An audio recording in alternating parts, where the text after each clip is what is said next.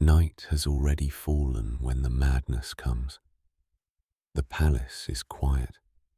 Oil lamps burn low along the colonnades, their smoke twisting toward the painted rafters like fading prayers. The scent of crushed myrtle lingers in the courtyards. Somewhere beyond the walls, a dog barks once, and then is still. Inside, Heracles stands alone. His breath is steady at first. He has known battlefields thick with iron and blood. He has crushed armored men as if they were clay. He has felt the tremor of bones splintering beneath his grip. Yet none of that tremor lives in him now. Only a heaviness, a fatigue that feels older than the night. Then something shifts. It is subtle, like a change in wind before a storm. The lamps flicker. The air thickens. His skin prickles as though unseen fingers trace the ridges of his scars. He lifts his head. A whisper slides across his mind. Not sound, not words. A pressure. His pulse quickens. The chamber seems to narrow, walls leaning inward. The painted figures of heroes and gods upon the plaster appear to move. Their eyes glint with accusation. Their smiles twist. He blinks. They are still. He presses a hand against his brow. The whisper returns, louder now, threading through his thoughts like smoke through reeds. It coils around memory, around doubt, around the old buried fear that he has never fully mastered the storm within him. His breath grows ragged. Footsteps approach from the corridor. Light. Familiar. His wife enters softly, cradling one of their children. The other follows, drowsy, clutching a carved wooden lion he once made with hands more accustomed to weapons than toys. Heracles looks at them. For a heartbeat, he sees only warmth, firelight catching in his child's hair, the gentle curve of his wife's smile, the simple, fragile miracle of a man allowed to return home. Then the whisper fractures into a roar. The chamber convulses. Shadows surge along the walls, swelling into monstrous shapes. The faces of his family distort, elongate, become masks of snarling beasts. Teeth gleam where there were none. Eyes burn gold and pitiless. He staggers backward. They are not his children. They are enemies. Spawn of vengeance. Serpents in human skin sent to destroy him from within. His heart hammers. Blood floods his ears. The world tilts into crimson haze. He reaches for his bow. His wife calls his name. But the name sounds wrong. Warped. Venomous. He sees claws reaching. Fangs bared. The first arrow flies. It strikes before reason can rise. A cry tears through the hall. Thin, human, unbearably small. But in his vision, a beast collapses, thrashing. The second arrow follows. The roar in his skull drowns everything. He advances. He does not remember crossing the floor. He does not remember drawing the blade. Only flashes, red arcs in lamplight. A small hand grasping air. The smell of iron overwhelming myrtle. The wooden lion falls and rolls across the stones. Silence descends as suddenly as the storm erupted. The whisper vanishes. The walls straighten. The painted heroes freeze once more into lifeless pigment. Heracles stands amid ruin. The fire sputters. One lamp gutters out. At his feet lie bodies, broken, still, terribly human. The blade slips from his hand. For a long moment, he does not understand what he sees. His breath slows, confused. The red haze drains from his vision, leaving only the stark clarity of torchlight. He kneels.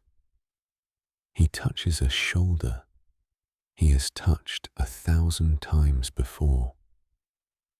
Warmth fades beneath his palm.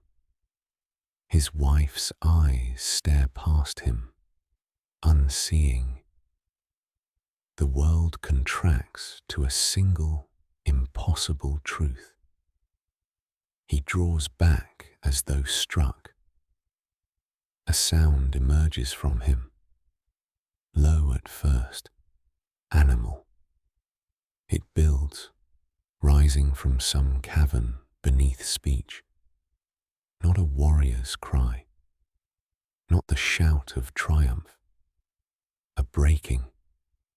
He crawls backward until his shoulders strike the wall. His hands tremble. They are enormous hands, capable of bending bronze. Now they shake like a child's. He searches his memory. Fragments return, shadows, fangs, voices, but they slip through his grasp. He tries to summon anger, an enemy to blame. There is none in the room, no intruder, no monster, only him. He stares at his own hands as though they belong to a stranger. Blood threads through the grooves of his skin. It pools in the lines of his palms. It will not wash away. Footsteps echo from distant corridors. Servants, guards. He does not move. When they enter, they freeze in the doorway. Horror spreads across their faces like frost. No one speaks. They look at him. Not with loyalty, not with reverence, but with something else. Fear. He lowers his gaze. The weight of it presses down, heavier than any shield he has carried. He has slain men in battle. He has faced creatures that lurk beyond maps. But this is a violence turned inward, devouring the very hearth it was meant to guard. He rises slowly. No one dares approach. He walks past them, through the corridor, into the night air. The sky is wide and mercilessly clear. Stars burn indifferent above the palace roof. He inhales. The coolness does nothing to steady him. Behind him, the palace begins to stir with wails. Word spreads like fire through dry grass. Mothers clutch children closer. Doors bar shut. A hero has become something else. He walks beyond the gates. The earth is damp beneath his feet. Grass bends under his weight. He does not know where he is going, only away. Images flicker behind his eyes. His child's laughter earlier that day, the way small fingers wrapped around his thumb. The memory pierces him more sharply than any spear. He stumbles. The ground rises to meet him. He falls to his knees in the dark field. The stars blur. The word escapes him, raw and hoarse. There is no answer. Yet somewhere beyond sight, something watches. The air shifts again. Not with madness this time, but with presence. A divine gaze. Cold. Satisfied. Heracles feels it without understanding. He presses his fists into the soil until dirt packs beneath his nails. If he could tear the earth apart, he would. If he could wrench time backward with sheer force, he would shatter his own bones to do it. But strength is useless here. Hours pass, or minutes. The night deepens. He sees again the moment the arrow left his bow. He replays it endlessly, searching for the instant he might have stopped. There is none. The madness was complete, total, as though his will had been seized and twisted. A thought creeps into him, unwelcome. If his mind can betray him once, it can betray him again. He rises slowly. He cannot remain. The palace, the city. Every stone will echo with accusation. He will see their faces in every corner, hear their silence in every breath. He walks toward the hills. Dawn begins to stain the horizon with grey. The world looks unchanged. Birds call tentatively from olive trees. Shepherds in the distance guide their flocks, unaware. Heracles reaches a stream and kneels beside it. He plunges his hands into the water. Red clouds bloom and dissolve. He scrubs until his skin burns. Still, he sees the colour lingering, as if the blood has seeped into him beyond flesh. He leans over the water. His reflection wavers. For an instant, he thinks he sees something else behind his own eyes. A flicker of divine cruelty. A reminder that his life has never fully belonged to him. He recoils. He has wrestled lions. He has strangled serpents with his bare hands. Yet he could not wrestle the storm inside his skull. The sun breaks the horizon. Light spills across the hills, exposing him, alone, stained, hollow. He stands. There is only one path forward now. Not escape, not denial, a reckoning. He will seek judgment from gods, from kings, from any who dare pronounce it. He will not hide behind madness. If punishment is demanded, he will endure it. Because to live without consequence would be a second crime. He turns toward the distant city where an oracle speaks the will of heaven. Each step feels heavier than the last. Behind him, smoke rises faintly from the palace as funeral pyres are prepared. Before him lies something colder than death. And far above, unseen hands begin to arrange the trials that will grind him against fate itself. The wind carries a faint echo, like the hiss of distant laughter. Heracles does not look back. He walks toward it. The road to the oracle winds through dry hills and sleeping villages, but Heracles does not see them. Grief narrows his vision.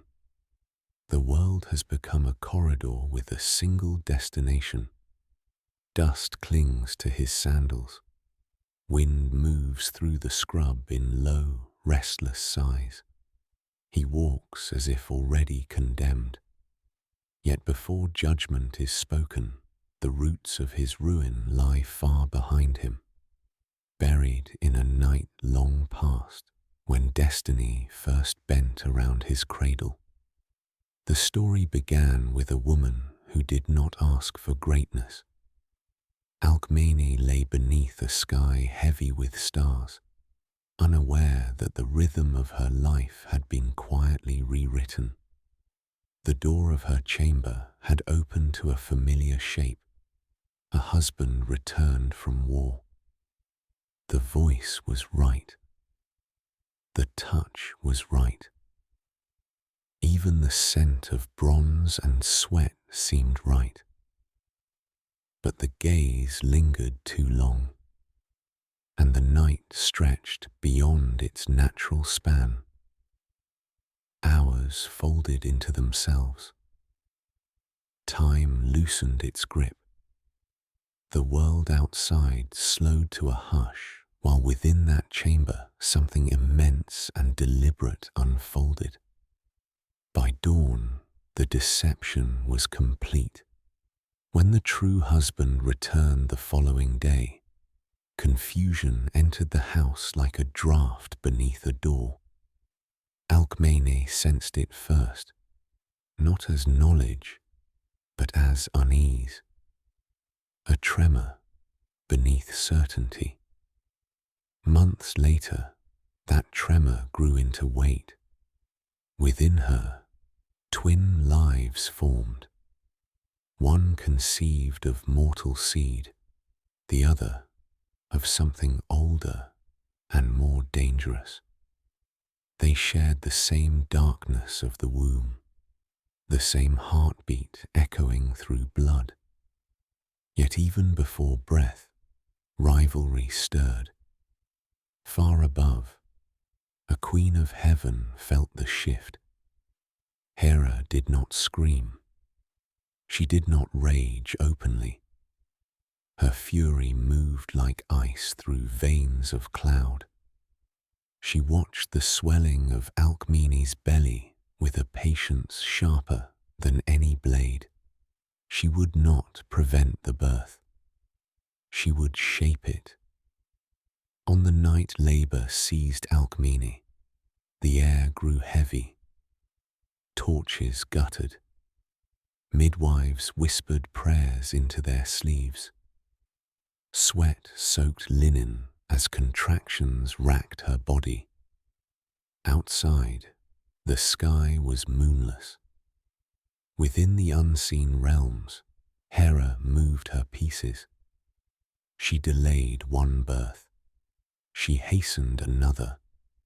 A child destined for rule was drawn prematurely into the light, his cry piercing the palace of a neighboring king.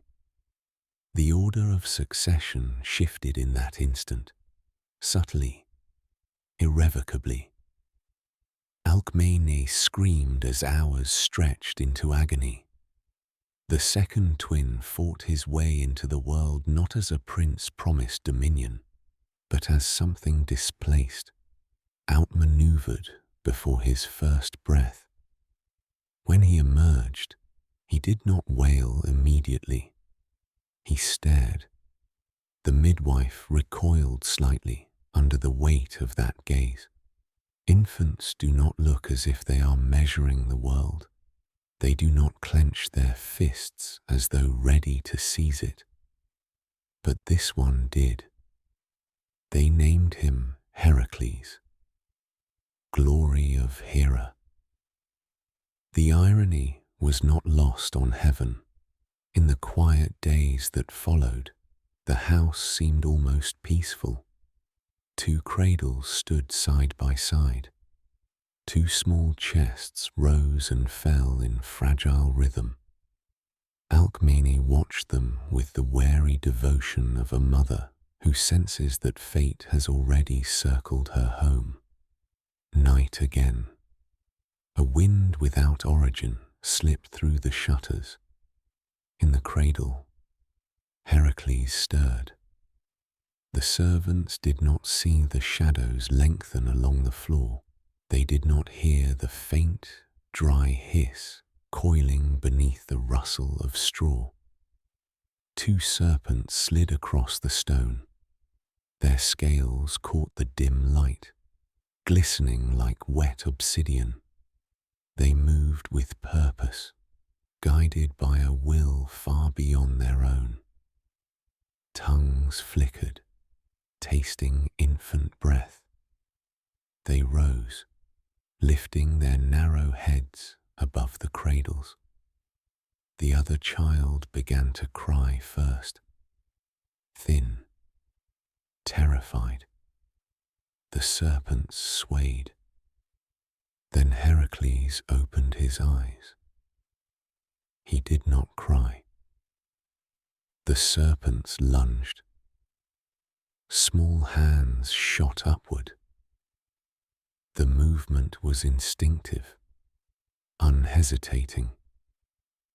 Fingers wrapped around cold, muscular bodies. For a heartbeat, the room held its breath. Then the infant squeezed. The sound was not loud. A pair of soft, wet snaps. The serpents writhed, coiling around his arms, tightening. But the tiny fists tightened further. When the nurse burst into the chamber, drawn by the other child's screams, she found a sight that would follow her to her grave. An infant sitting upright.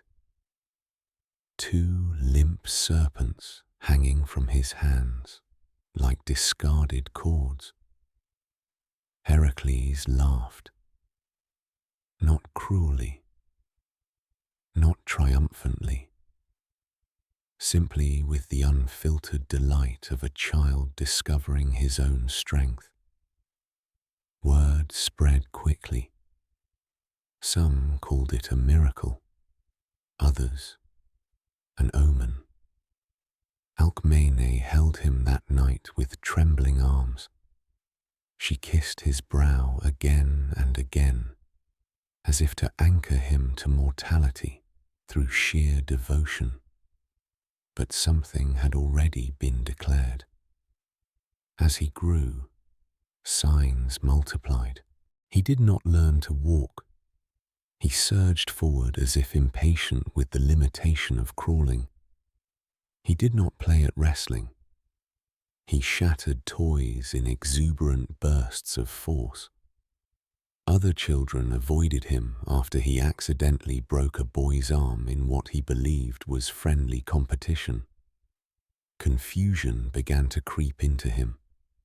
He did not mean to hurt, yet hurt followed him like a shadow. Once, when a tutor struck him for inattention, something inside him flared white hot. He struck back, not with a child's retaliation, but with full, unmeasured power. The man collapsed. Silence swallowed the courtyard. Heracles stood over the body, chest heaving, eyes wide, not with rage, but with dawning horror at what his hands had done. Again. It was not madness then, not the storm that would one day descend. It was something raw, untamed, a force coiled too tightly within mortal flesh. He withdrew after that. He learned to hold himself rigid, to calculate each movement. He spoke less, laughed less. The other youths whispered when he passed. Strength isolated him long before tragedy did. And above, the watchful gaze never softened. Years later, a lion would cross his path, a beast whose hide turned bronze blades aside as though they were reeds. The countryside trembled beneath its raids. Villages burned. Men prayed for deliverance. Heracles did not hesitate. He tracked the creature into rocky hills where sunlight fractured into harsh angles. He felt something awaken in him there. Not fury, not yet, but a clarity. The lion lunged. Its weight was immense, its claws tearing furrows into earth and flesh alike. Blood ran down his arm as he grappled with it. They crashed against stone. Two forces locked in primal contest. He abandoned weapons when they failed him. He wrapped his arms around the beast's throat and squeezed. The struggle lasted long minutes. Dust choked the air. Muscles screamed. The lion's roar dwindled into a rasp. Then silence. When it lay still, Heracles did not rise immediately. He knelt over it, breath shuddering, hands buried in coarse mane. He felt no triumph, only recognition. This was a language he understood. Strength meeting strength. No deception. No whispers twisting perception. Just the brutal honesty of survival. He skinned the lion with its own claw and draped the hide over his shoulders. The weight felt fitting. Yet even in that moment of earned victory, something unseen recoiled. A plan disrupted. A pawn proving more difficult to break than anticipated.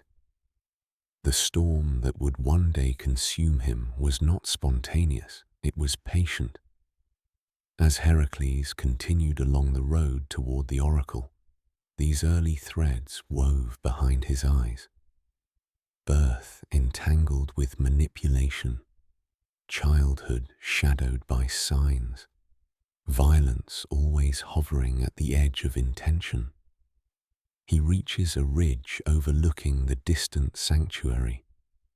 Smoke rises in thin spirals from sacred fires. Pilgrims climb the stone steps below, like ants seeking judgment. He pauses. In his chest, grief has settled into something denser. Not chaos, not yet resolve. A recognition that his life has been guided by hands both mortal and divine since before he could speak. If he is to atone, he must understand the shape of those hands. The wind shifts, carrying the faint scent of laurel and ash. He descends toward the temple where fate waits to be spoken aloud. And somewhere beyond sight, a goddess leans closer, eager to see how far a broken man can be driven. The temple doors loom before him like stone jaws, carved with the twisted visages of gods and monsters alike. Their mouths gape silently, teeth of marble glinting in the first light of dawn. Heracles pauses, hand resting on the cool lintel. The air is heavy with incense, smoke coiling in deliberate spirals, as though the gods themselves are holding their breath. He does not kneel. He does not offer prayer.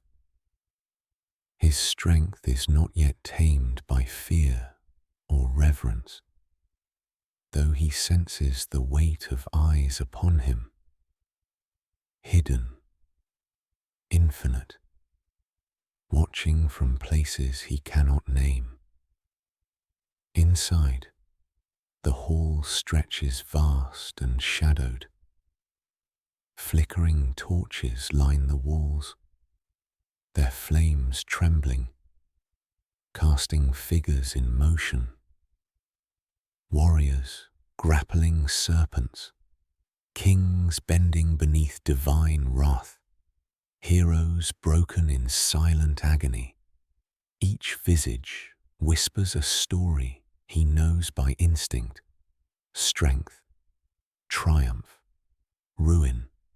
A voice rises, not spoken, yet unmistakable. It snakes into his mind, cold and deliberate. The boy grows fast, too fast, stronger than should be allowed, stronger than even I can foresee. Heracles stiffens. He feels the old coil of something dangerous tighten in his chest, the same sensation that once made him snap against friend or foe, that drove him to strangle serpents before he could even walk.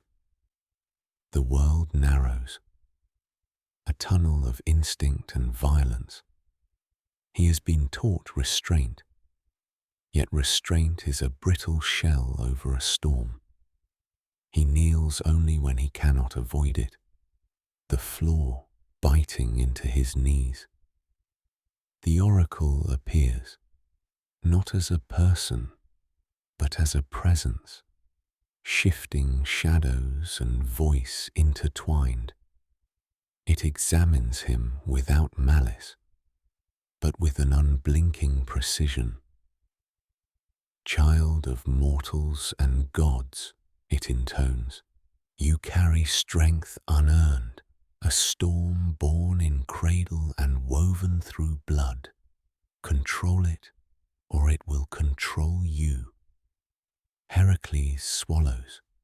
The words are not a threat.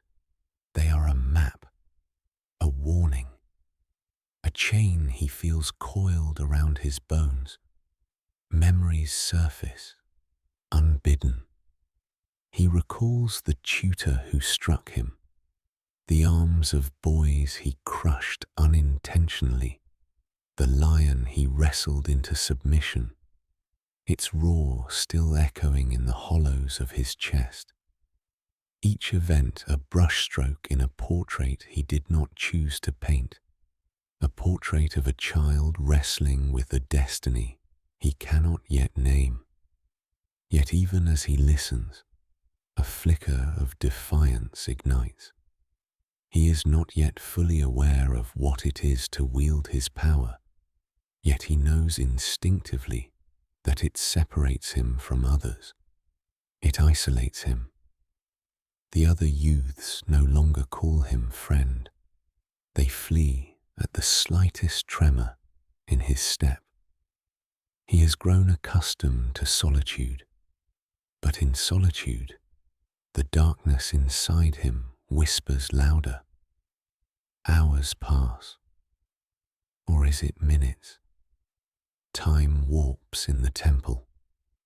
The oracle does not hurry, and neither does the storm in Heracles. Shadows lengthen along the walls, reaching for him. He feels them as palpably as he feels his own pulse, which beats like a drum against the cage of his chest. He recalls his mother's warnings: caution, restraint, humility. He remembers Alcmene's hands, trembling yet steadfast, guiding him to temper strength with reason. But reason has never bent easily to the gravity of his power. It is a weight that threatens to crush or elevate, depending on the moment, the choice, the whim of unseen eyes. A sudden movement catches him, a reflection in a pool of water, a trick of torchlight. For a heartbeat, he sees himself as others see him: immense, tense, unformed, dangerous. He kneels beside the water and places a hand upon its surface. Ripples scatter his reflection into fragments. In each shard, he glimpses the possibilities of himself: a hero, a tyrant, a monster, a savior. He clenches his fist, hard enough to leave an imprint in the stone edge of the basin. Pain radiates through his arm, sharp and grounding. He draws in breath, harsh and uneven. A measure of control returns, not complete, but enough to anchor him. The oracle's voice reverberates softly, like wind through temple stones. Do not forget, mastery begins within, but mastery is a path walked through fire. The words resonate, yet they do not comfort. He senses the friction between what he is and what the world expects, between instinct and reason, between the violent self he cannot deny and the man he must learn to become. Outside, the city stirs. Merchants open stalls. Children run through narrow streets, oblivious to the gathering storm of one man's destiny. Heracles steps out into the sun, letting its warmth burn away the shadows of the hall, but the fire inside him is unquenched.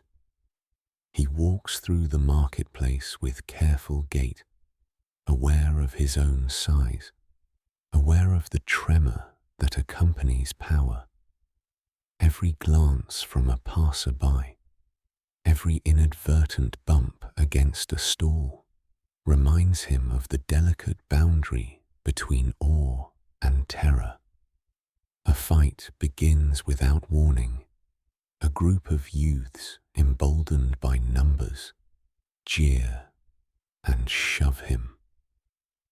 Heracles reacts before thought can intervene. The first boy collapses beneath his grip, not mortally wounded, but stunned, gasping for breath. The others retreat, fear widening their eyes. Heracles does not chase. He does not gloat, He simply exhales, each breath a struggle between instinct and the calm he is learning to feign. Alone again, he walks to the river outside the city. Water flows over stones, relentless, indifferent. He kneels, washing his hands and forearms. The blood is not real, only a memory of a strike, but the sensation lingers. He traces the scars on his palms and forearms, reminders that violence has always been a language he knows. Yet even in this quiet, he senses change. The fire that once leapt uncontrolled within him has begun to find shape. He has learned to pause, to measure, to consider before action. Not fully, not entirely, but enough that he can walk among men without unmaking them. Still, the whispers of darkness wait. In dreams, in shadows, in moments when pride or fear surfaces, he feels them pressing at the edges of his mind. The power within him is alive, patient, and unbound by human ethics. It tests him, nudges him, reminds him of the chaos that shaped his infancy, that erupted in his earliest struggles. At night, when the city is hushed and the moonlight falls in silver shards across the river, Heracles sits alone. He stretches his legs along the bank and gazes at the reflection of the stars in the water, remembering the serpents in his cradle, the first signs of strength that both saved and condemned. The reflection shimmers, fractured like the boy he once was. And in that silence, he feels the subtle pull of inevitability, the knowledge that his power will one day demand purpose, that he will be called, tested, shaped, that the world is a crucible, and he has only begun to forge himself in its fire. Somewhere distant, an omen flits across the sky. A hawk, its wings slicing the wind, its cry sharp and lonely. Heracles watches, feeling the kinship of it. Predator, survivor, solitary among the multitude. His lips part slightly, a breath of recognition. He rises, letting the water drip from his hands, a quiet baptism. The boy he was, the infant who grasped serpents in his fists, seems distant, almost mythic. Yet that boy's force, raw and unbridled, remains. It will follow him. It will shape him. Ahead lies more than the city. Ahead lies labor, judgment, and the world's demand that he wield what is inside him with wisdom, or else destruction. Heracles walks toward the hills, toward the horizon where the sky burns with dawn, carrying both the memory of his violence and the fragile promise of mastery. And somewhere above, unseen, a divine presence watches with unblinking eyes, weighing the boy against the measure of a man he has yet to become. The wind rises again, whispering of trials to come, of fires yet to burn, and of the slow, inexorable shaping of a hero who will be remembered long after mortal bones have crumbled. The oracle's chamber is silent when Heracles enters, yet the air is thick with expectation, as though the very stones await judgment. Shadows cling to the corners, curling like smoke around the legs of those who pass through history's corridors. He kneels, shoulders tense, heart a drumbeat echoing against the walls. The oracle speaks not with haste, but with inevitability. Your hands have slain innocence. Your strength is ungoverned. The world trembles at what you carry, yet even gods may offer a path, a chance at redemption. Heracles hears the words, but hears something deeper behind them. A weight, an edict, a world poised to test him. Redemption. The concept tastes strange, almost foreign. Until now, power and instinct have been his only companions. Repentance is a language he does not yet know. You will serve, the oracle continues, voice echoing off stone, and in your service, your soul may find measure. 12 labors, set upon you by kings and gods alike. Each task a crucible, each step a mirror. Heracles rises slowly, feeling the enormity of the pronouncement press into his chest.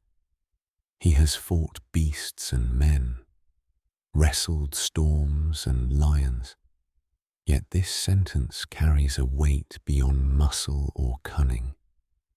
He will no longer fight only for himself. He will fight for atonement. The first edict is simple in speech, but impossible in implication.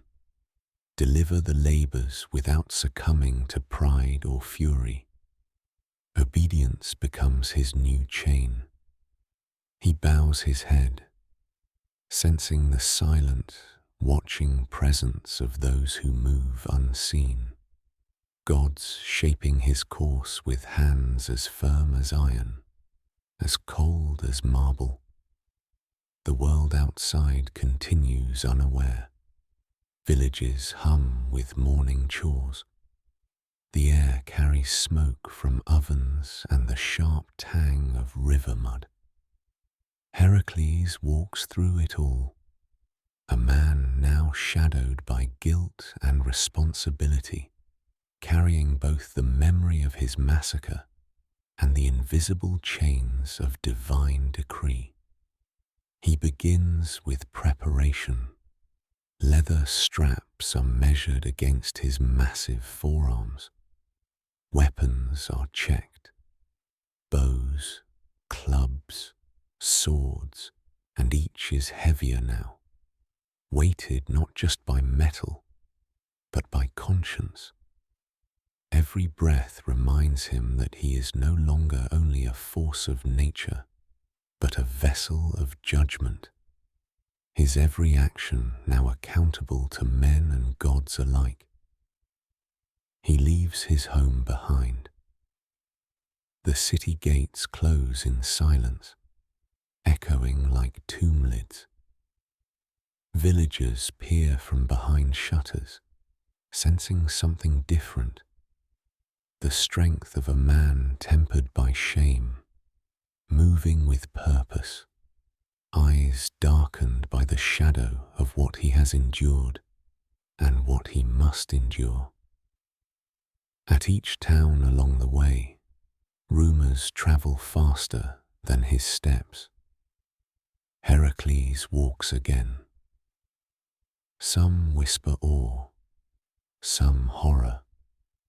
He does not seek recognition, does not answer their calls.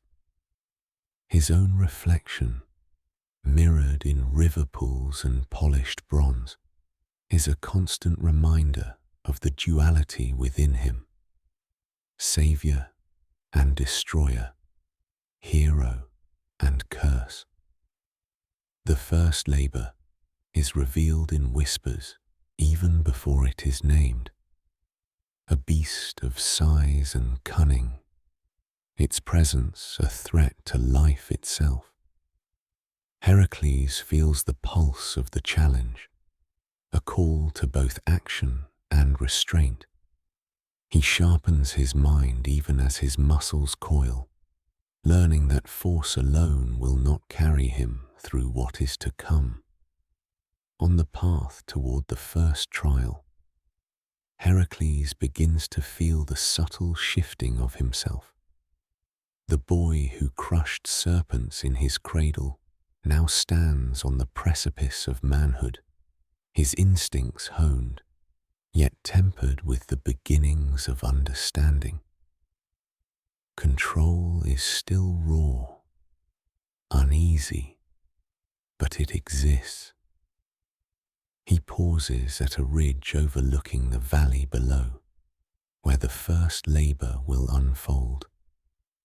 The landscape stretches wide, a mosaic of forest and river, cliffs and shadowed hollows. Every fold in the terrain whispers possibility and danger. A storm gathers on the horizon, dark clouds roiling as though the heavens themselves anticipate the struggle to come. Heracles flexes his hands. The leather of his armor creaks, heavy with the weight of expectation.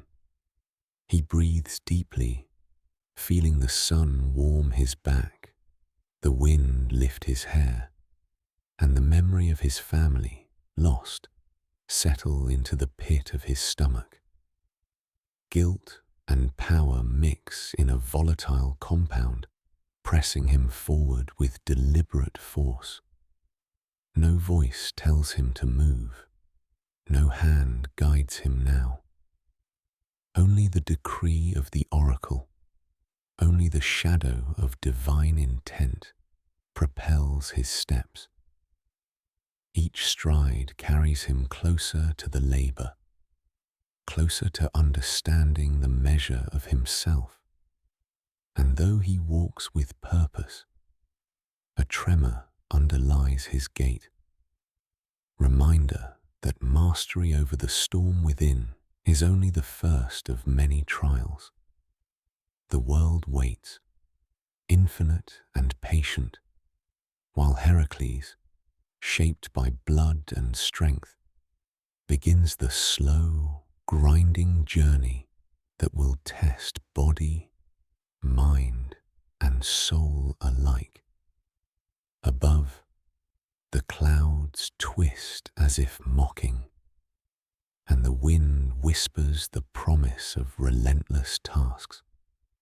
In the valley below, the first of many eyes glints in shadow, unaware yet that a force both mortal and divine is approaching. Heracles does not pause. He moves forward, not with hope, but with the grim resolve of a man who knows that only through obedience and suffering might he reclaim the fragments of what he has lost. The air thickens, the first labor waits, and somewhere deep within, a spark of the boy who crushed serpents still smoulders, ready to ignite when the world demands. The sun slants low over the valley when Heracles steps into the forest, each branch bending under the weight of shadow and expectation. Leaves whisper in a wind that carries both scent and threat. Earth, sweat, and the faint metallic tang of distant blood. Every footfall presses against soil that seems to recoil beneath him, as though the land itself senses the force he carries. A force older than fear, heavier than conscience. The beast waits. Its presence is a pulse beneath the trees, not yet seen, but undeniable. Muscles coil beneath fur, like corded bronze. Eyes glimmer where the sun fails to reach. Its breath carries the damp, feral odor of forest and decay. Heracles does not speak. He does not signal. He does not hesitate. He is aware of every sinew, every beat of heart, every shadow stretched across the undergrowth. He draws his bow, but only for a heartbeat. The weight of it is almost comical against the power of his own arms. The memory of serpents in his cradle returns, faint and inexorable, a reminder that instinct has always been his first teacher. The beast lunges before he can decide, an eruption of claws, teeth, and raw, unrestrained strength. They collide. The world narrows to friction, roar, and the sickly sweet burn of adrenaline. Heracles' hands grip the creature, pushing, pulling, twisting against sinew and muscle. Pain blossoms along his arms, but it is a pain he knows, one that sharpens, focuses, makes clarity of chaos. Each movement is precise, measured, but never hesitant. He has learned restraint, but the shadow within him hungers for release. The forest becomes a blur. Branches splinter under his weight. Leaves fall like rain. The beast twists, attempting escape, yet Heracles anticipates, reads, responds. He strikes with a deliberate brutality that is almost surgical, breaking a shoulder, twisting a leg. Not cruelty, not vengeance, only necessity. When the beast collapses, there is no triumph in his chest, only the echo of the struggle, the reverberation of muscles and sinew against bone. He stands over it, sweat dripping, arms quivering slightly, not with weakness, but with the aftershocks of concentrated force. He drapes the hide over his shoulders, feeling it settle like armor, both physical and spiritual. It is a symbol, victory, yes, but also the first understanding of responsibility. Strength must be wielded with awareness. Power without guidance destroys more than enemies. It destroys self. Yet the lessons are only beginning. He moves down from the ridge, through the valley, encountering villages untouched by his presence. Children flee at his shadow. Men avert their gaze. Fear precedes him, as if it knows the measure of his deeds before they are done. He walks past without acknowledgement, carrying a heavy awareness that obedience is not only to the oracle, but to the world itself, which trembles beneath his every step. At a river, he pauses, washing the sweat and blood from his hands. The water ripples with distorted reflections. The infant who crushed serpents, the boy who broke toys in play, the young man who wrestled the lion. He watches each reflection, each possibility, and recognizes that mastery is not a gift, it is a constant struggle, a negotiation with the storm inside him. Night falls quickly. Darkness gathers like ink among the trees. He feels it, the weight of more labors to come, each promising greater peril, each demanding more than mere strength. His mind traces the path laid by gods, the subtle manipulations of destiny, and he senses the first true tremor of doubt. The world is no longer only obstacles and foes.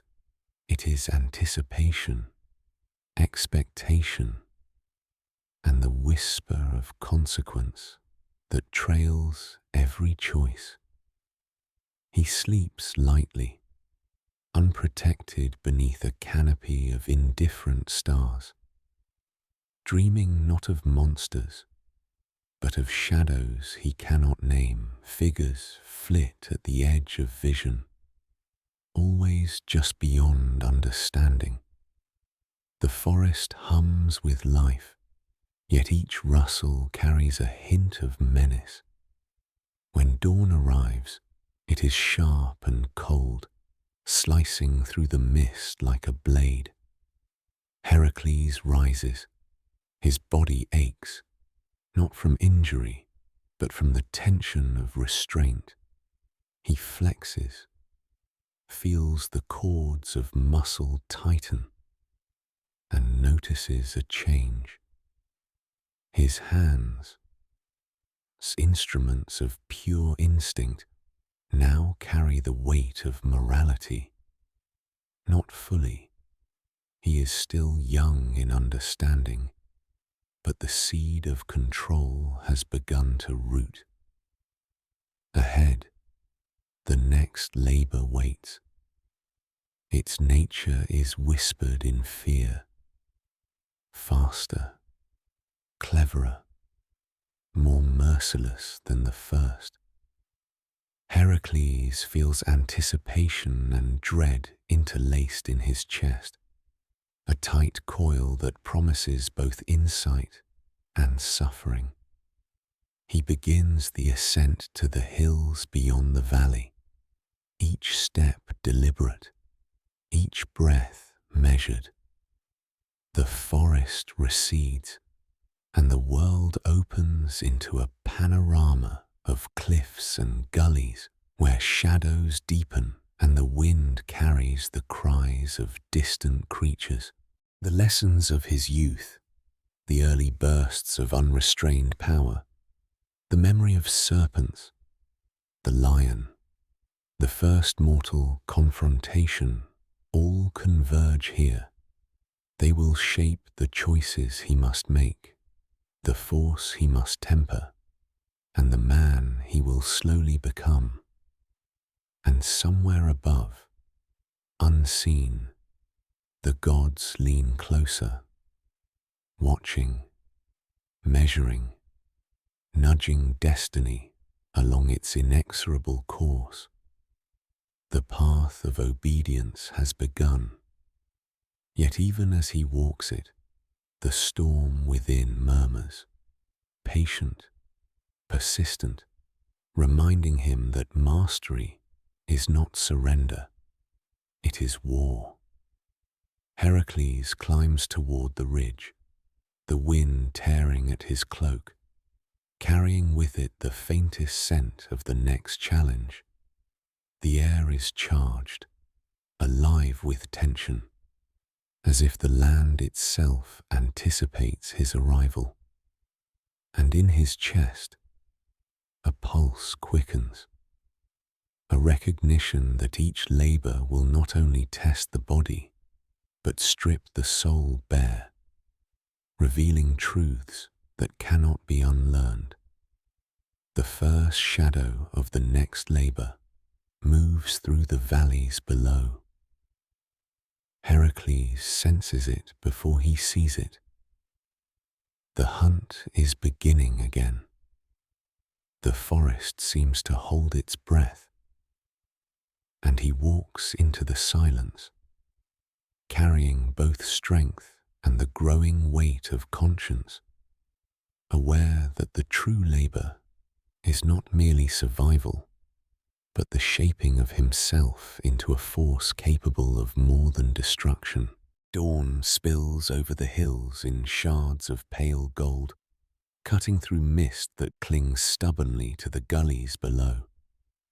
Heracles pauses atop a ridge, chest rising and falling with controlled rhythm, eyes tracing the undulating terrain where his next task awaits. The first labor had taught him the raw measure of his strength, but the second demands subtler mastery, foresight, endurance, and the untested edges of cunning. He descends into a valley shadowed by cliffs, where the wind whispers like a restless spirit through the narrow passages. Every sound is amplified, the rustle of leaves, the scuff of a hoof, the distant babble of water over stones. The creatures of this land sense him before he senses them. Birds lift in sharp, startled cries. Small animals vanish into underbrush. Even the wind hesitates, as if wary of the force moving through it. Heracles tightens the leather of his armor across his broad shoulders, feeling the press of it like a second skin. A constant reminder that the world now judges his deeds, not only his strength. He thinks of his hands, of what they have taken, and of the delicate balance required now to act decisively, but without the storm of instinct that once drove him to horror. The labor reveals itself gradually. A herd, monstrous in both size and cunning, grazes in a secluded hollow. Their horns twist like dark, spiraling towers, their eyes glinting with a sharp, almost human intelligence. These beasts are no ordinary creatures. They are forces of the wild itself, guardians of territory, agents of chaos. The villagers' whispers had not exaggerated. To strike carelessly would be disaster.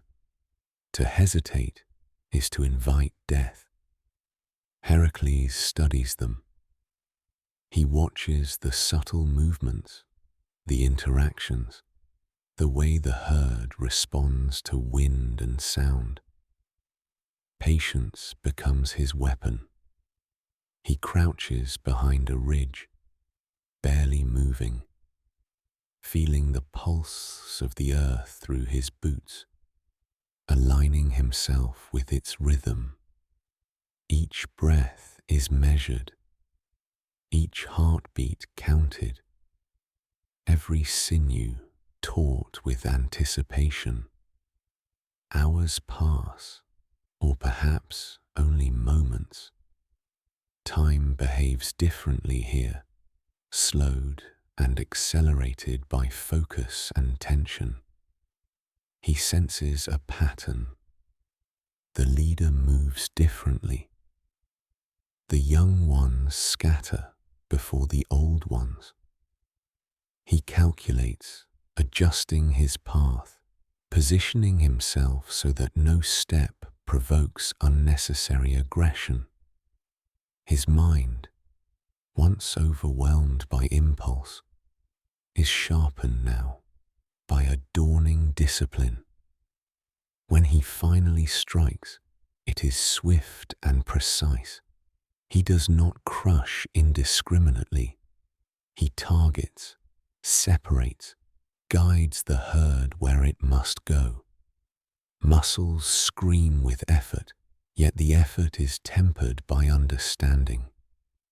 He feels the delicate interplay between force and restraint, realizing that domination is easy, but control requires foresight. The herd flees into confines prepared by the labor's design, horns clashing against rock, hooves pounding against earth, yet none are slaughtered beyond what is required. Heracles stands, chest heaving, sweat mingling with the dust and grime of exertion. Triumph tastes different here, less a roar, more a quiet acknowledgement that power, wielded with thought, can shape outcomes without ruin.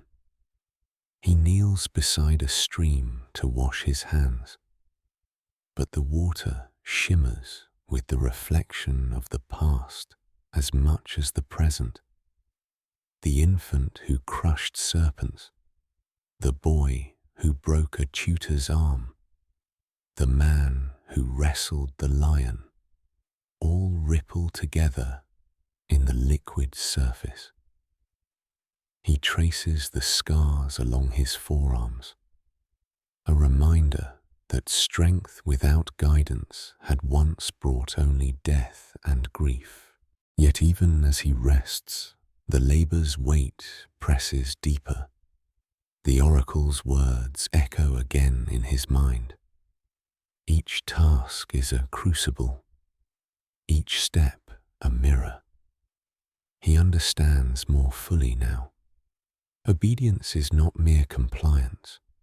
It is a test of spirit, of morality, of the capacity to act with deliberation even when instinct screams otherwise. He feels the first true fracture of pride in his chest, a recognition that heroism is more than victory, that guilt cannot be outrun, that redemption is a slow and often painful forging. Night descends, dragging shadows across the valley. Heracles makes camp on a rocky outcrop, the fire he kindles small and humble. The beasts of the forest stir around him, yet none dare approach. He senses their wariness, their respect, not for the fire, but for the controlled force that emanates from him now, tempered by experience and reflection. As he lies awake, staring at the flickering flames, Heracles contemplates the labor yet to come.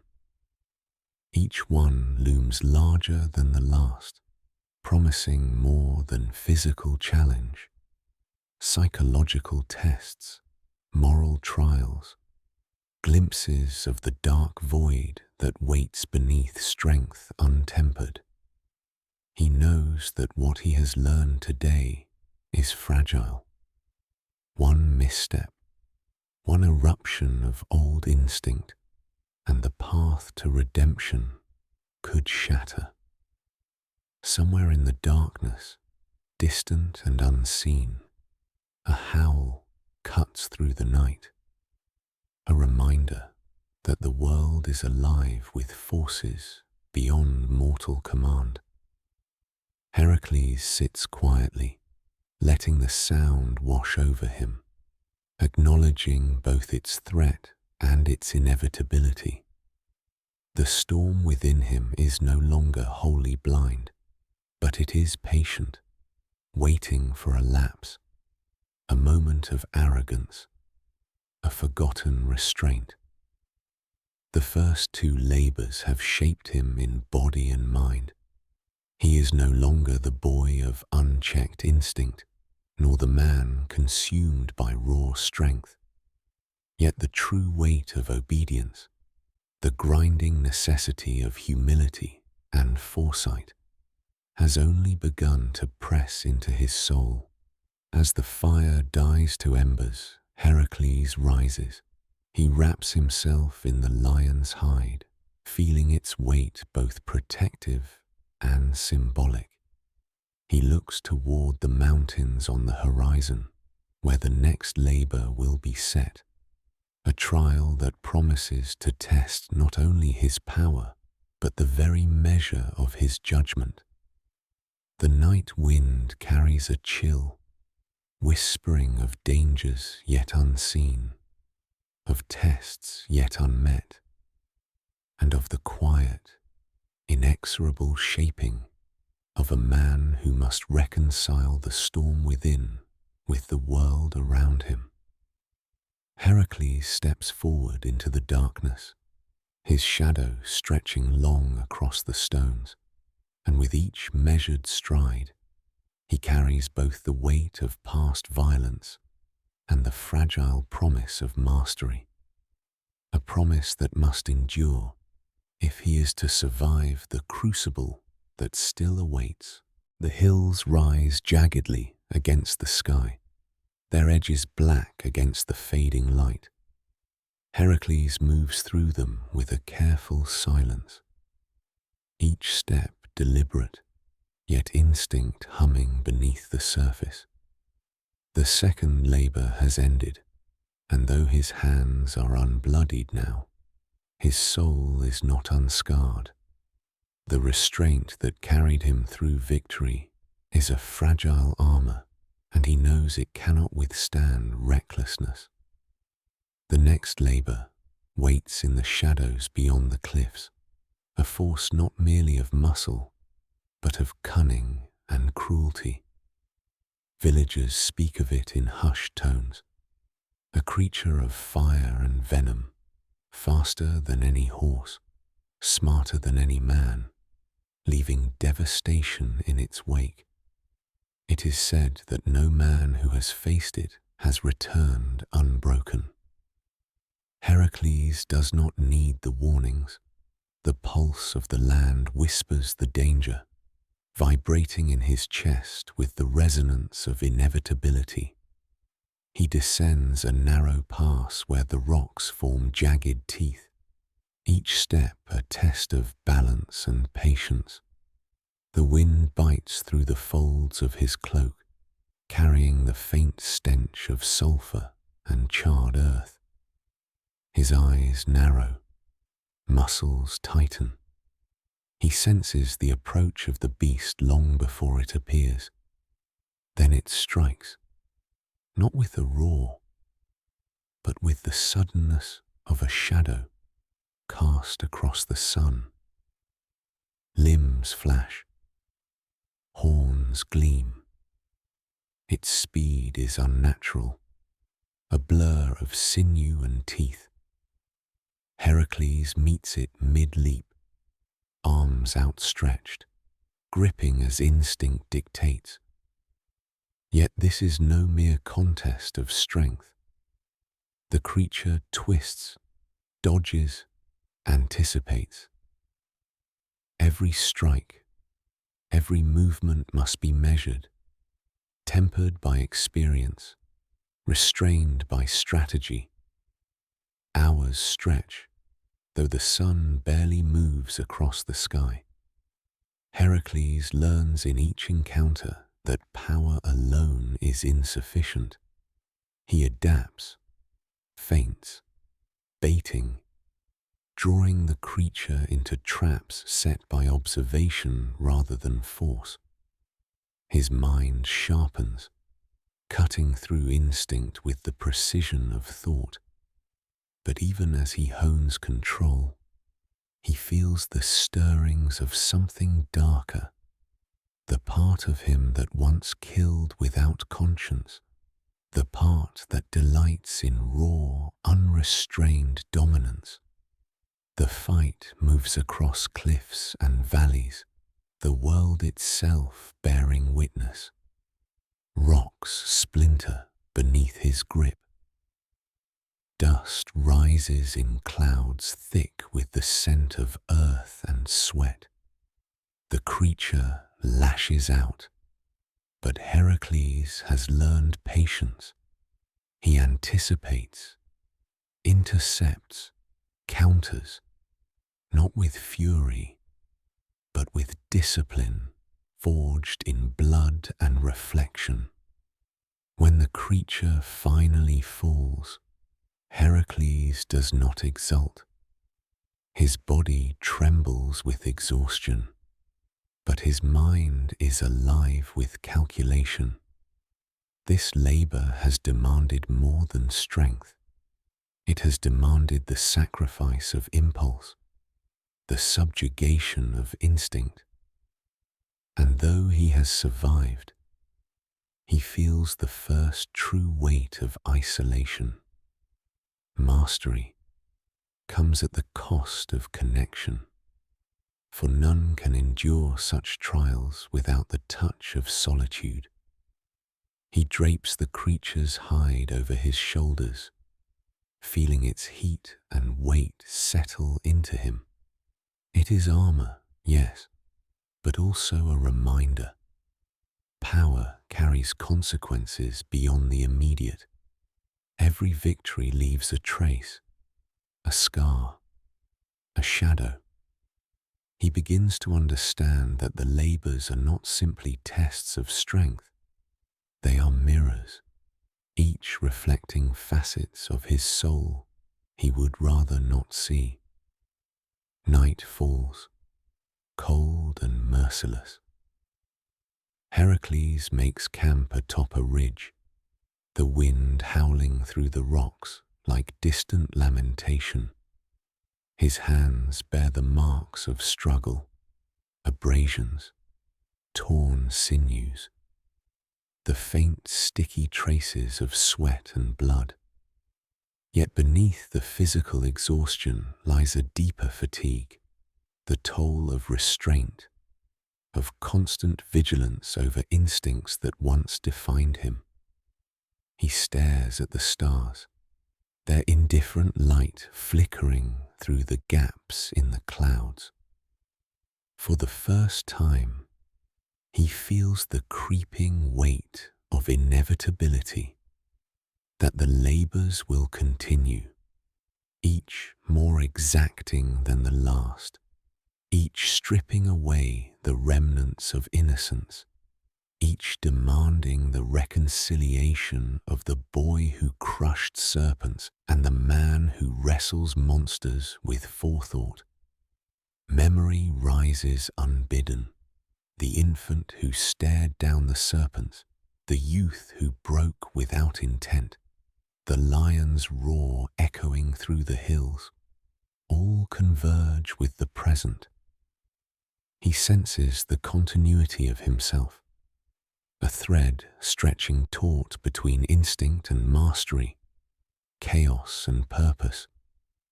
But he also senses the widening gulf, the part of him that remains untouchable by human understanding, a darkness that grows quieter, but no less potent. The fire dies to embers. Silence stretches across the cliffs. Even the wind seems to pause, listening to the rhythm of a man becoming more than flesh and muscle. Heracles rises. The creature's hide clings to him like a second skin, its weight grounding him in the knowledge of what he has survived, what he has endured, and what he must yet face. Ahead, the next labor waits, more cunning, more relentless, more capable of forcing him to confront not just strength, but the capacity for judgment, morality, and endurance. He moves into the night, shadows lengthening beneath him, aware that each step carries both triumph and cost. The storm within him stirs quietly, patient, awaiting the moment when discipline may falter, when instinct may surge. But for now, Heracles walks forward, each stride measured, carrying the growing realization that mastery is not merely survival.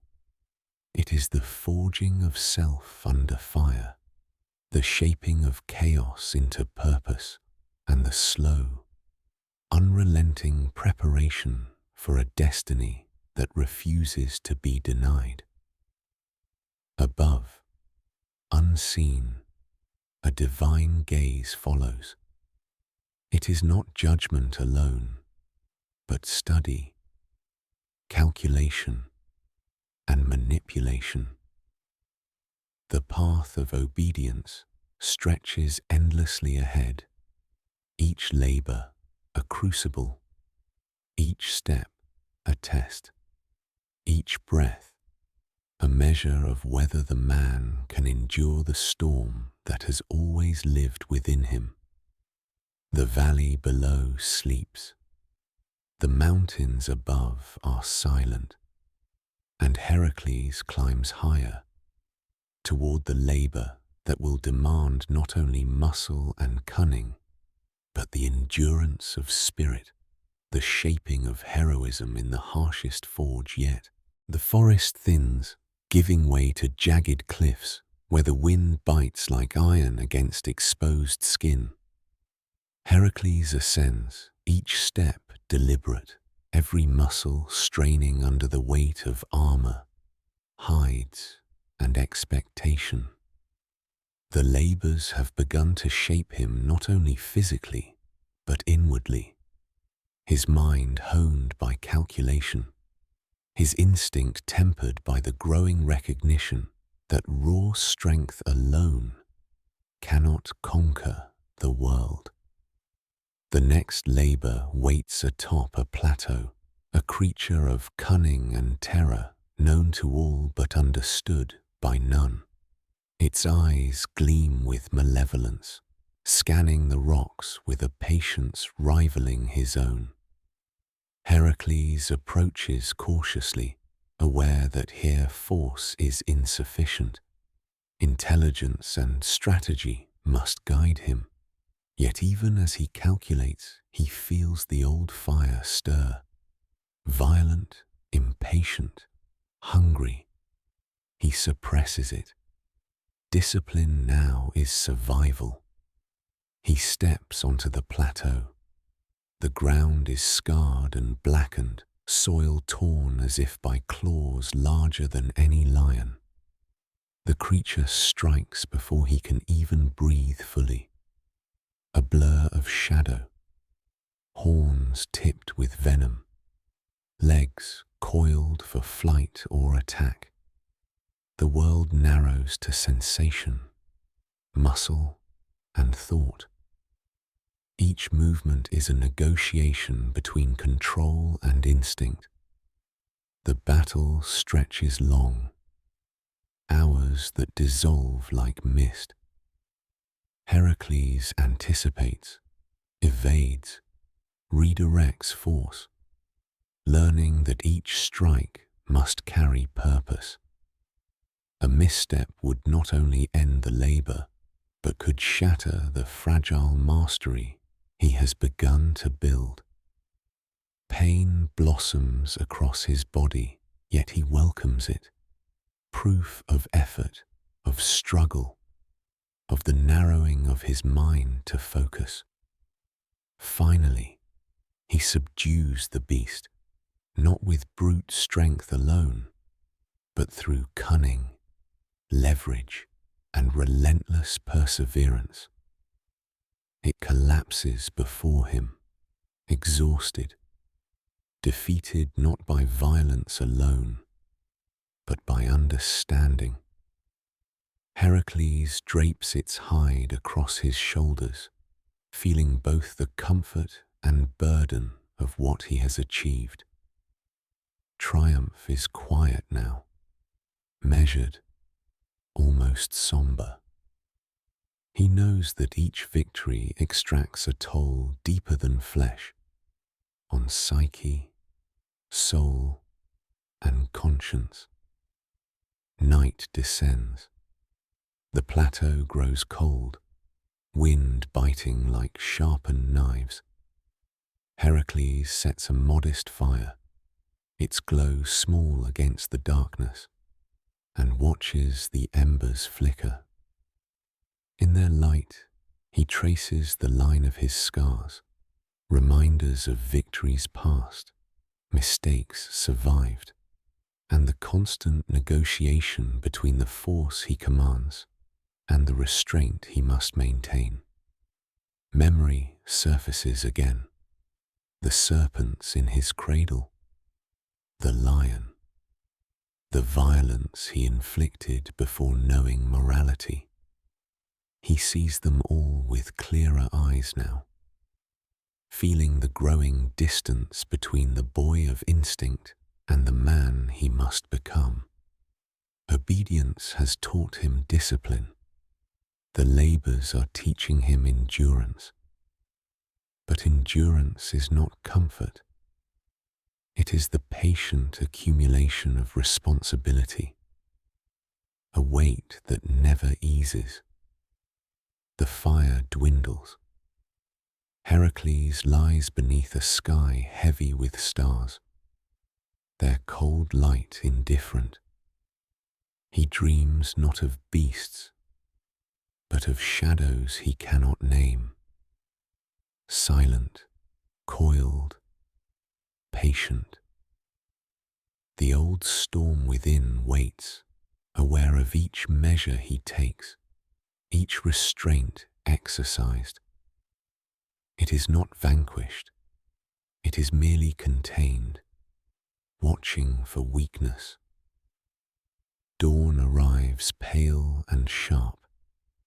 Heracles rises, muscles stiff but controlled. He wraps the beast's hide tighter around his shoulders and begins the descent into the next valley. The labor ahead promises not merely physical confrontation, but tests of perception, patience, and judgment. A trial that will force him to reconcile the latent violence within with the intelligence he has cultivated. The cliffs open to a gorge, its walls steep and treacherous. Shadows stretch across jagged stones, concealing the next threat. Heracles moves silently, attuned to the slightest tremor beneath his feet, the whisper of air shifting across rock faces, the subtle glint of eyes watching him from hidden recesses. Every sense is sharpened, every step deliberate, every breath measured. He reaches the edge of the gorge. Below, the labor begins in earnest. A creature that blends with shadows, moving faster than perception, striking with cunning and cruelty.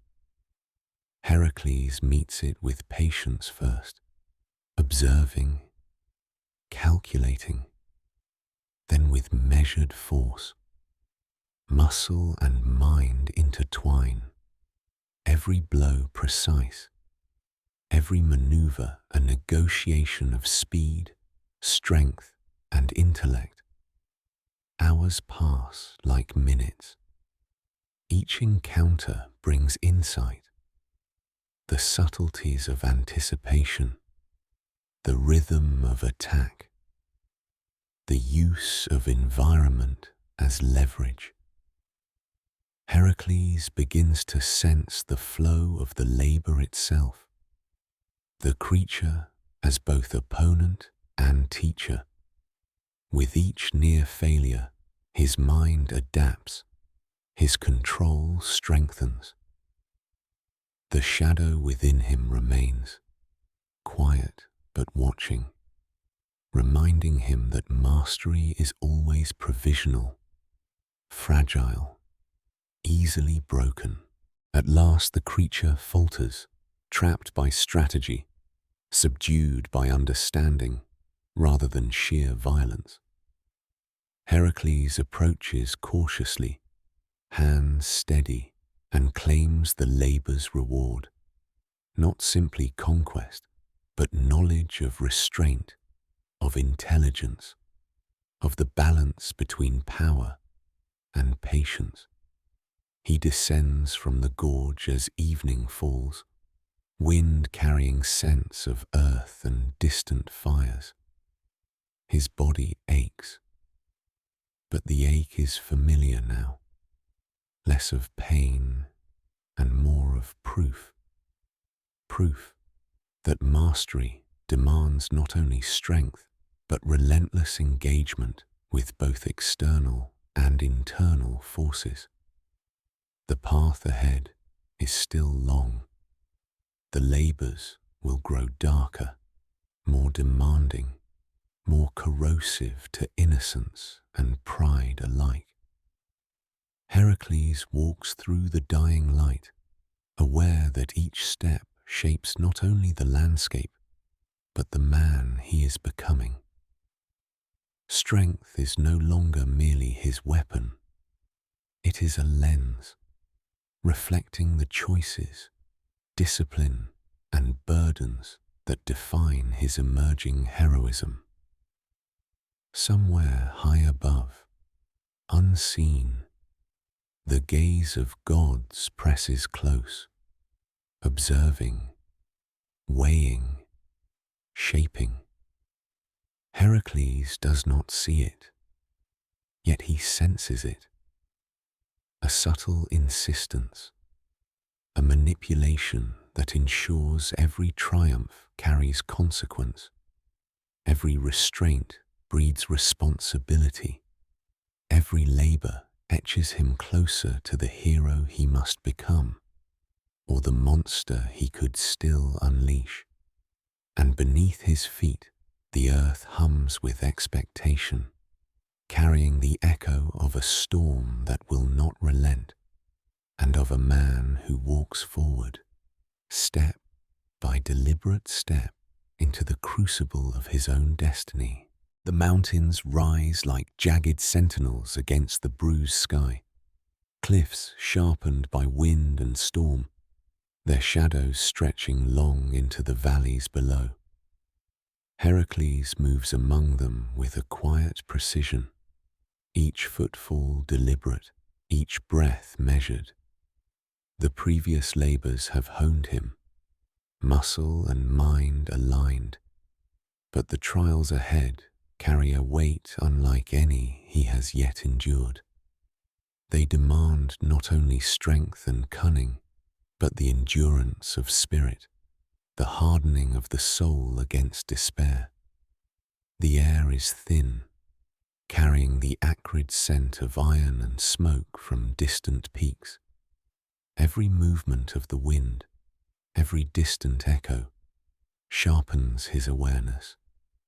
He senses eyes upon him, creatures of the wild perhaps, but more than that, the lingering presence of unseen forces, divine or malevolent, gauging his readiness, testing his patience, weighing his capacity to endure.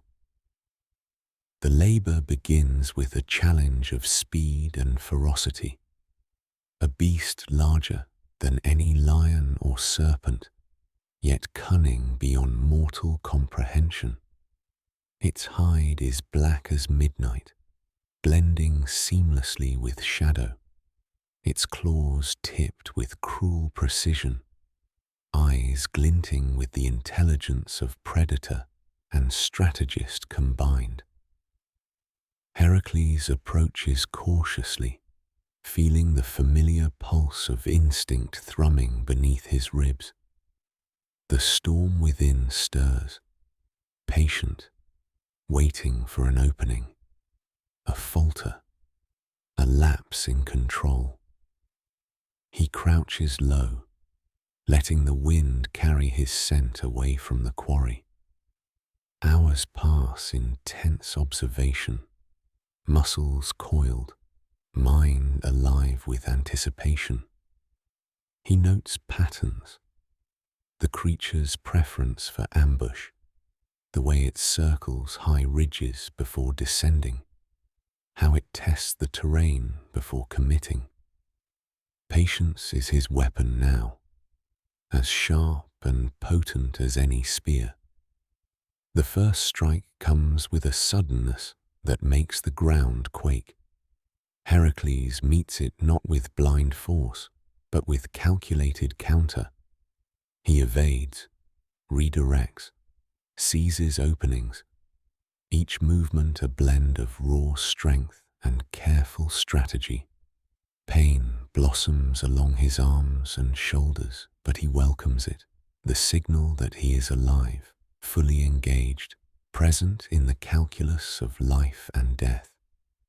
The struggle stretches long, sunlight fading to twilight, yet Heracles does not relent. Every near miss, every clash of claws and sinew teaches him something new. The patience required to subdue, the judgment required to act decisively, the control required to temper instinct with intelligence. His body grows heavier with fatigue, but his mind grows sharper, more precise. At last he gains the upper hand, driving the creature into a narrow canyon where its size becomes its limitation. He moves with deliberate force, guiding and constraining until it falls, exhausted and subdued. Heracles drapes the hide over his shoulders, feeling its weight settle not just on his flesh, but on his consciousness. Each labor has taught him control, but this one has taught him endurance. The capacity to persist when the body screams and the mind flinches. Night descends in a wash of violet and silver. Heracles makes camp on a rocky ledge overlooking the valley below.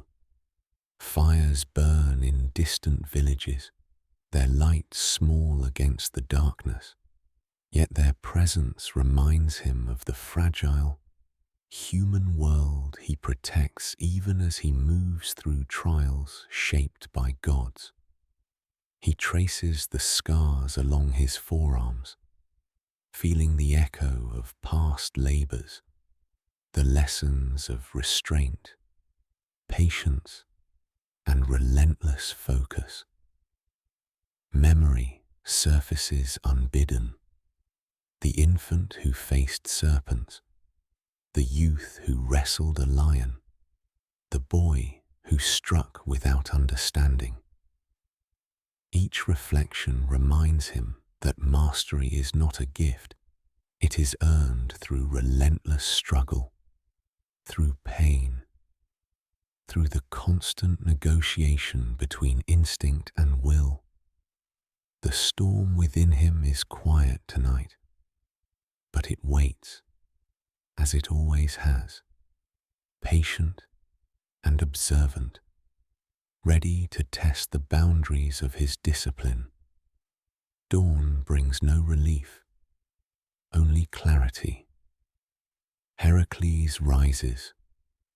The creature's hide heavy on his shoulders and descends into the valley where the next labor will take form. The terrain is treacherous. Cliffs, rivers, and hidden ravines demand careful navigation, yet he moves with confidence, born of experience. His eyes, once guided by impulse, now read the world with precision, anticipating danger, calculating outcomes, aligning body, mind, and spirit. The lessons of this labor are already settling deep. Strength alone cannot prevail. Patience alone cannot suffice. Intelligence without courage is hollow. He senses the next trials will demand all three in combination, in ways that will strain him beyond muscle or mind, into the raw territory of soul and spirit. And somewhere beyond sight, the divine gaze watches, silent and unblinking. Each labor has forged him further, shaped him more sharply, but the greatest crucibles lie ahead. The storm within waits, gathering, knowing that the final shaping of heroism will not occur in victory alone, but in endurance, in restraint, And in the confrontation with darkness, both without and within, Heracles continues onward, stepping into shadowed valleys, moving toward labors that will test the limits of body, mind, and conscience.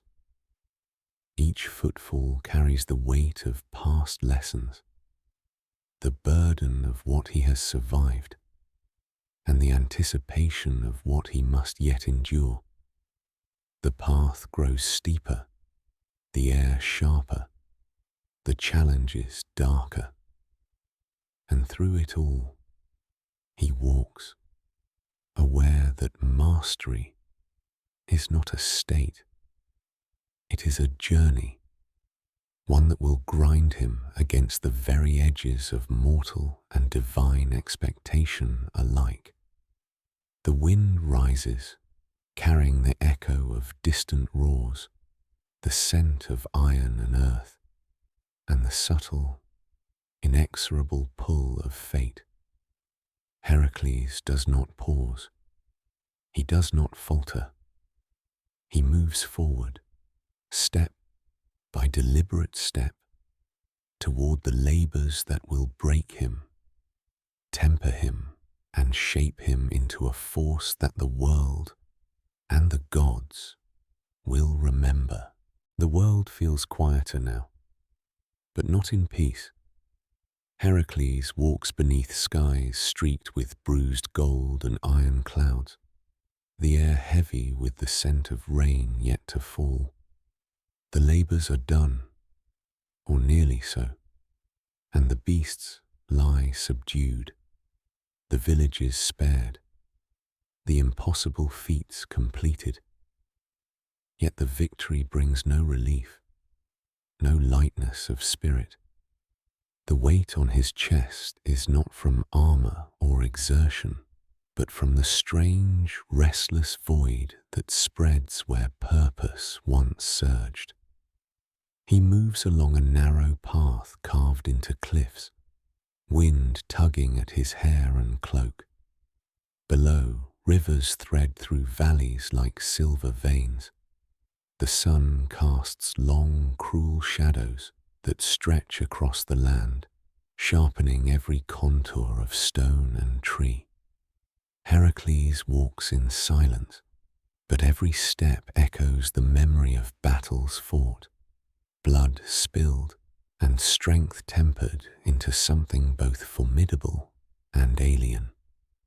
The people he passes now do not flinch.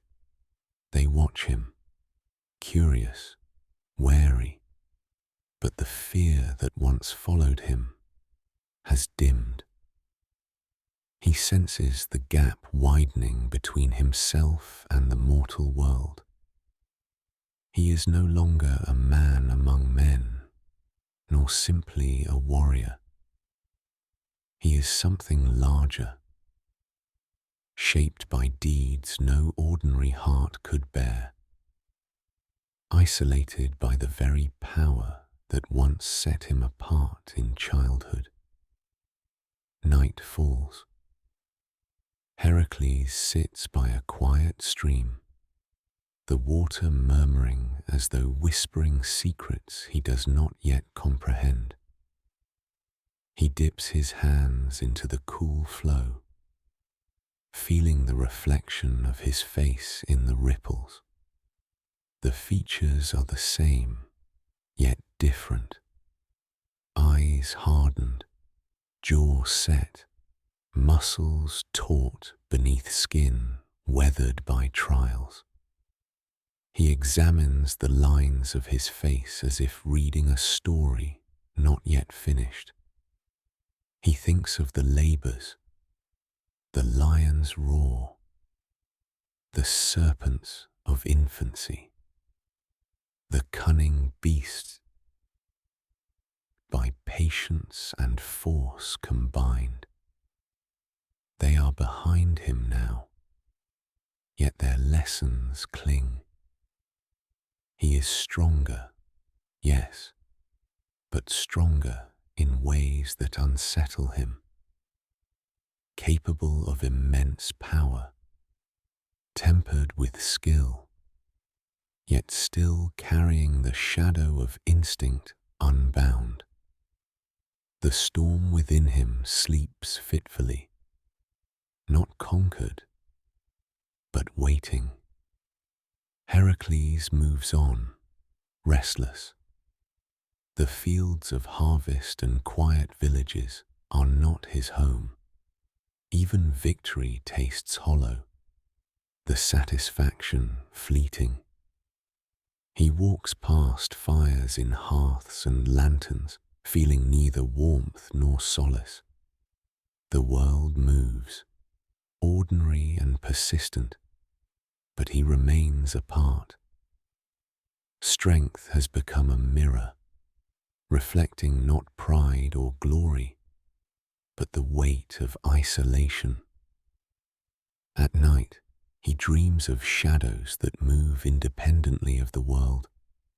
They whisper accusations and warnings, remind him of the consequences of earlier violence, the lives lost or marred. He wakes with heart pounding, aware that freedom from labors has not freed him from himself. There is no rest, no ease. Even now, his power demands vigilance. Even now, his past claws at him with unseen fingers. The road twists through mountains and valleys.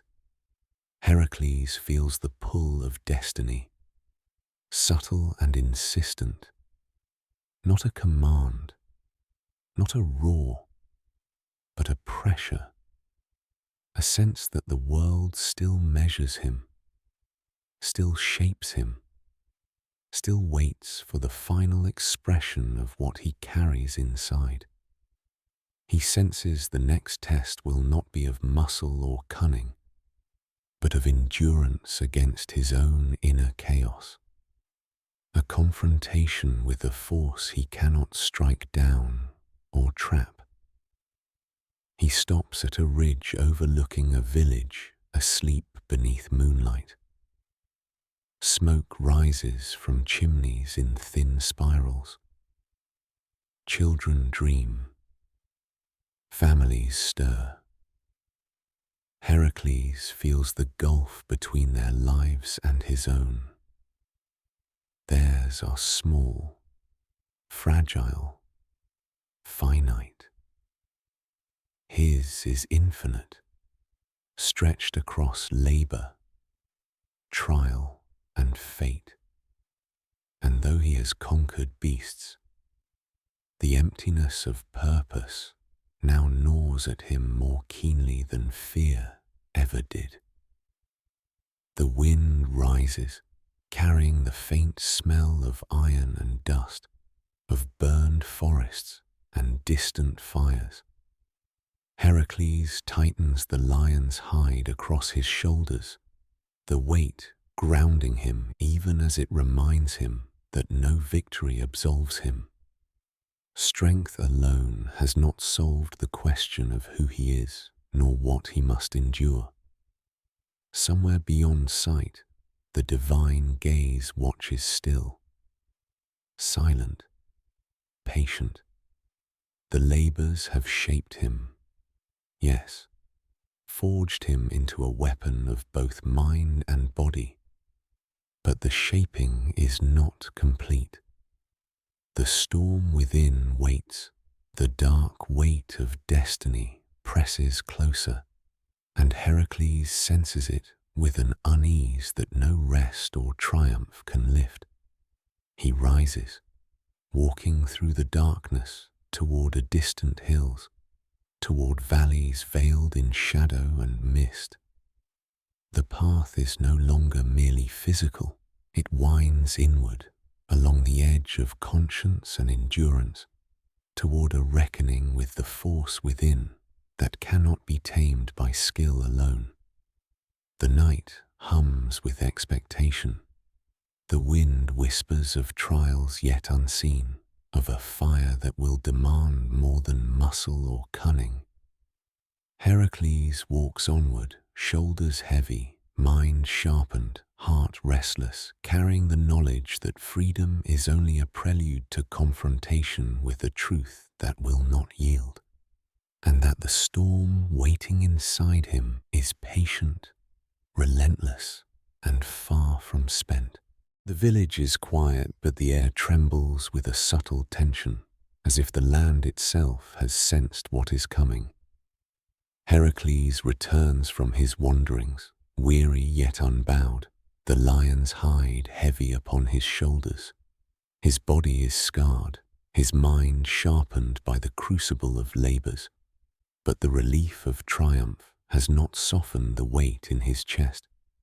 The world around him hums with life, yet every laugh, every candle-lit window strikes a note of alienation in his ears. It is here that a gift, disguised as salvation, finds him. A robe, beautiful beyond measure, threads of gold and crimson, woven with the care of artisans and gods alike.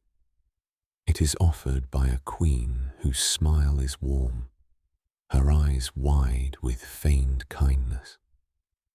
She promises relief from exhaustion, a comfort against pain, a reward for endurance. Heracles, battered by trials, weary from endless struggle, accepts it without hesitation. The fabric settles upon his shoulders, soft and perfumed. It clings to his skin, a gentle weight that whispers of ease. But almost immediately, he senses the change. The warmth is not comfort. It is fire, not light. It is poison. The threads burrow into him, sinking beneath skin, into muscle, into nerve. Pain ignites in a slow, cruel wave, and Heracles collapses to the floor, the world tilting around him. He screams, a sound that splits the night, not for the world's ears, but for the universe that listens beyond mortal comprehension. Pain roars through him, white hot, unrelenting, unyielding. His body contorts against the garment, yet every movement intensifies the fire, as if the robe is a living instrument of torture. Memories flash, serpents in his cradle, the lion, the beasts subdued, the labors undertaken, the lives spared or shattered, and now all of it seems insufficient, dwarfed by this agony, this intimate assault upon flesh and spirit alike. He rips at the robe, but it clings tighter, as though woven from malice itself. Sweat, blood, and tears mingle, the scent sharp in the confined space of the room. Heracles crawls, stumbles, falls.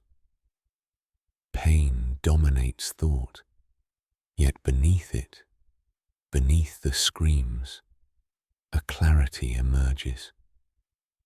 He realizes that suffering is not only external, it has been threaded into his existence, a cruel reflection of power misused, of strength untempered, of destiny manipulated. He feels every scar, every memory, every burden pressed into this instant of excruciating consciousness. The world outside seems distant, unreal. Voices call faintly, shadowed figures move, yet he cannot reach them. Time stretches and fractures, Seconds elongate, becoming infinite, then collapse into darkness. Pain is no longer physical, it is elemental, a consuming force that presses on his mind, searing thought into raw, unfiltered awareness. Heracles screams again, but now there is something else in the cry. Recognition, not of vengeance, not of despair, but of inevitability. The labors, the obedience, the isolation, the storm within, all converge here. The robe is not punishment alone, it is revelation. He feels the pattern of fate more clearly than ever, sees the long line of cause and consequence, sees the invisible hands that have guided his life since cradle and infancy. His muscles burn, his vision narrows to pinpoints of light and shadow. Yet even in this crucible, he fights, not for survival, not for triumph, but for control. He wills himself forward, pushing against the fire, the poison, the weight of inevitability. Every inch of progress is agony incarnate, yet it is action, resistance, defiance against forces that would see him undone. The robe begins to tear under his relentless struggle, strands giving way one by one. Heracles grasps each fragment, wrenches, tears, and throws them aside. Pain rakes through him in sharper waves, but with each torn thread comes a measure of clarity, a flicker of mastery. He realizes that suffering is not simply to be endured. It is to be understood, to be transformed, to be survived with conscious will. Hours pass, or perhaps only moments. The senses collapse under the intensity. His breathing is ragged, each inhale a victory, each exhale a defiance. The poison and the fire begin to ebb, leaving raw exhaustion and a tremulous sense of control. Heracles lies among the tatters of the robe, chest heaving, eyes wide, muscles trembling, not triumphant, but alive, fully, painfully, unbearably alive. In this agony, he glimpses the truth of himself, not only a man of strength, not only a man of labors, but a vessel of endurance, a being capable of withstanding torment, both mortal and divine. The storm within him shifts, quieting yet persistent, reshaped by fire and poison. Pain has become a teacher, agony a mirror, and Heracles rises from the floor with the first knowledge that even the deepest suffering can be met with will. The sky is an iron canvas, streaked with crimson and grey, as if the world itself mourns and exalts simultaneously.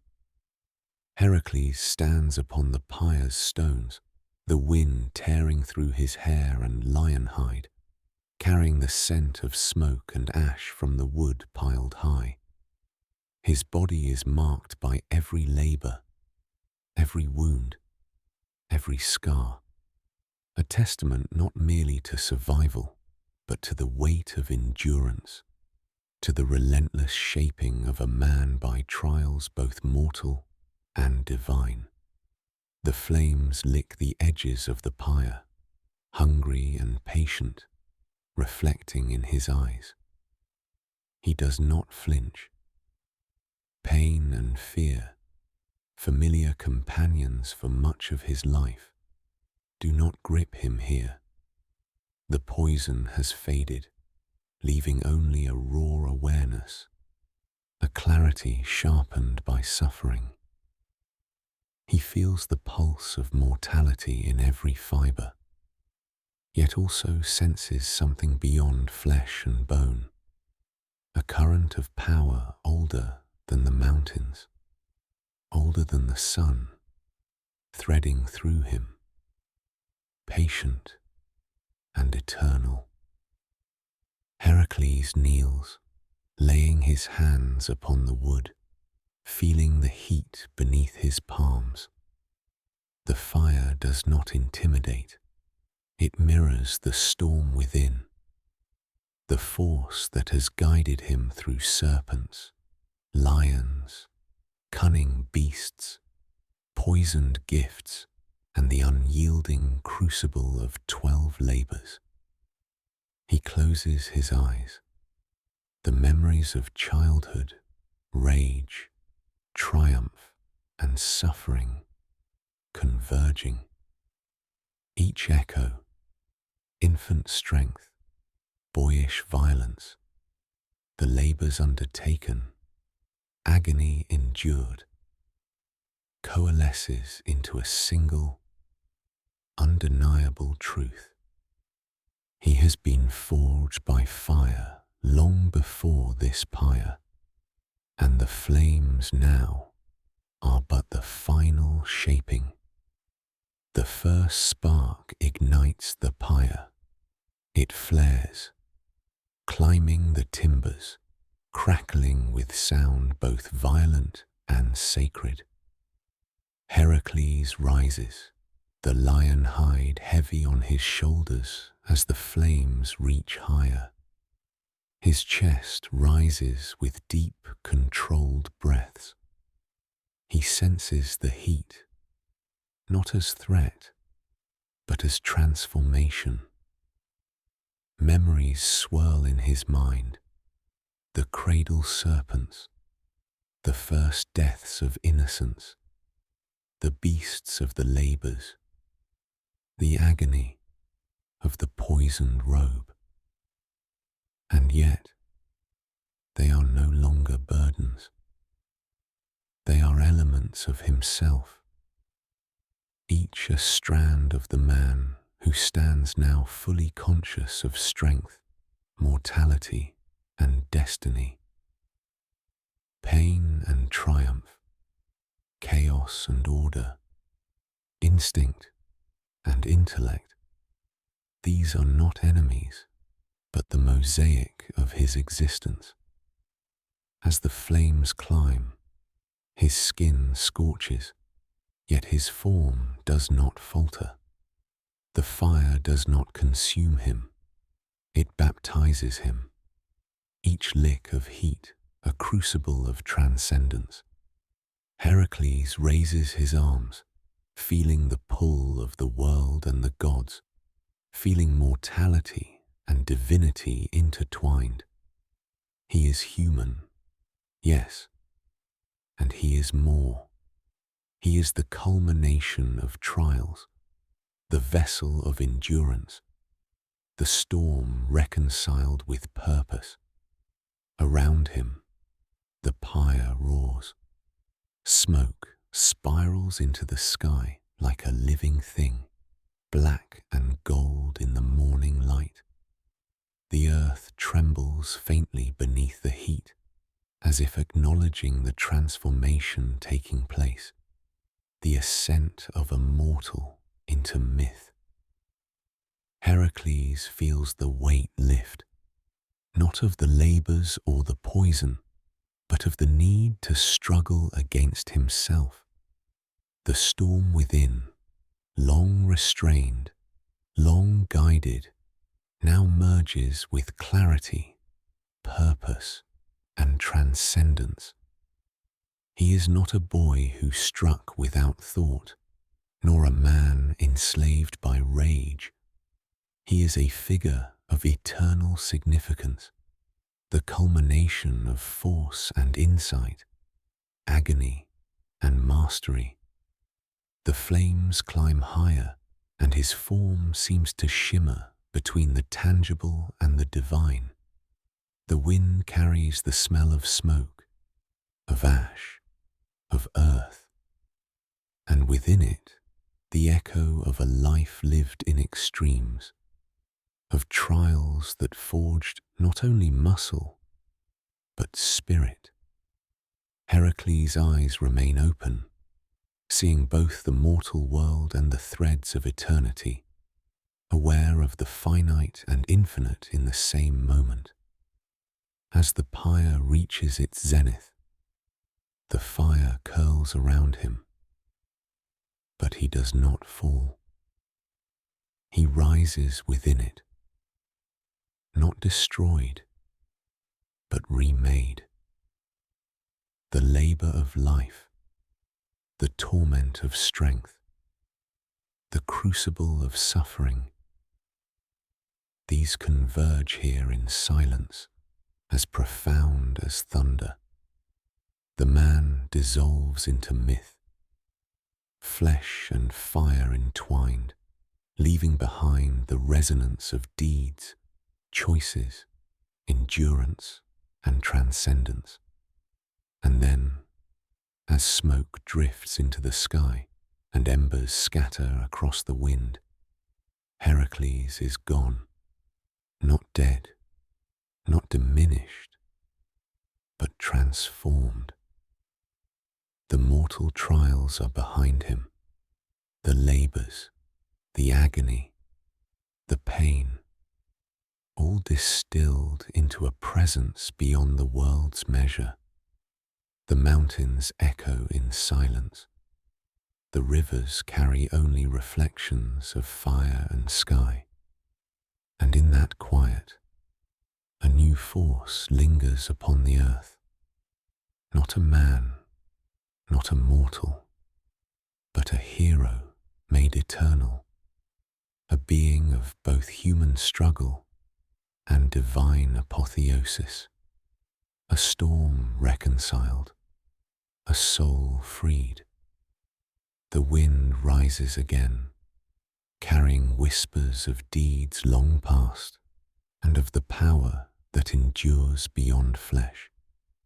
The pyre burns low, leaving ash and memory, and in the space between earth and sky, Heracles exists, both absence and presence, mortal and divine, forever shaping the echoes of myth.